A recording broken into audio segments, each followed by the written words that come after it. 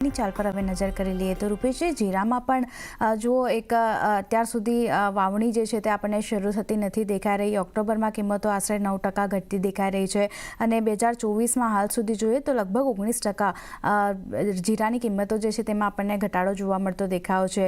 અહીંયા કઈ રીતે ફંડામેન્ટલ અસર કરી રહ્યા છે જીરા માટે, કઈ રીતે ધ્યાન રાખવું? છેલ્લા 2-3 દિવસમાં જે તેજી જોવા મળી તે because of this reason unfavourable weather કન્ડિશનના હિસાબે તેજી જોવા મળી છે. પણ I am not that much bullish in jeera because demand side પર માર્કેટ બહુ વીક દેખાઈ રહી છે. ઇન્ટરનેશનલ માર્કેટમાં ખાસ કરીને જનરલી આ ચાઇના તરફથી જે ડિમાન્ડ આવી જોઈએ તે જરા પણ એકદમ નિસ્તેજ ડિમાન્ડ છે. 4-5 હજાર ટનની આસપાસના જ વેપારો અત્યાર સુધીમાં થયા છે, which is very very negligible. You can say only 20-25% જ ડિમાન્ડ અત્યારના ચાઇના તરફથી આવી છે. અપાર્ટ ફ્રોમ ધેટ જે 15-17 હજાર ટનની આસપાસ બાંગ્લાદેશમાં વેપાર થાય છે તે પણ અરાઉન્ડ 5 હજાર ટનથી ઉપર આ વર્ષે થઈ નથી શક્યા. એટલે એક્સપોર્ટ ફ્રન્ટ પર ખૂબ જ નિરાશાજનક સિચ્યુએશન છે. લાસ્ટ યરનો કેરી ઓવર સ્ટોક અને એ પણ છે તે પણ તો પણ કમ્ફર્ટેબલ સિચ્યુએશનમાં છે.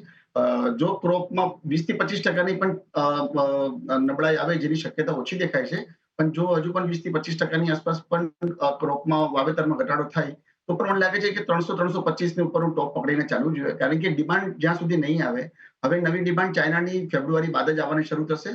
એટલે હજુ પણ 3 થી 4 મહિના કાઢવાના બાકી છે એક્સપોર્ટ ફ્રન્ટમાં, જે ખૂબ જ મદદરૂપ થતું હતું એન્ડ ઓફ ધ સિઝનમાં એક્સપોર્ટની ડિમાન્ડ જીરાના ભાવને તેજી તરફ લઈ જવા માટે. એની હાલ ગેરહાજરી દેખાઈ રહી છે. એટલે I am not that much bullish in jeera, but yes બજાર 225-230 થી નીચેની બોટમ પણ નથી દેખાતી.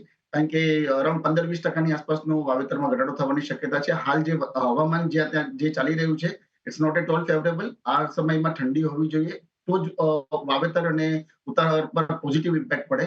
અત્યારના ગુજરાત જે મુખ્ય ઉત્પાદક રાજ્ય છે ત્યાં ગરમીનું વાતાવરણ છે અને આ ગરમીના વાતાવરણમાં મને લાગે છે કે ખેડૂતો અવોઇડ કરશે, હાલના તબક્કે અવોઇડ કરશે જીરાના વાવેતર તરફ જવા માટે.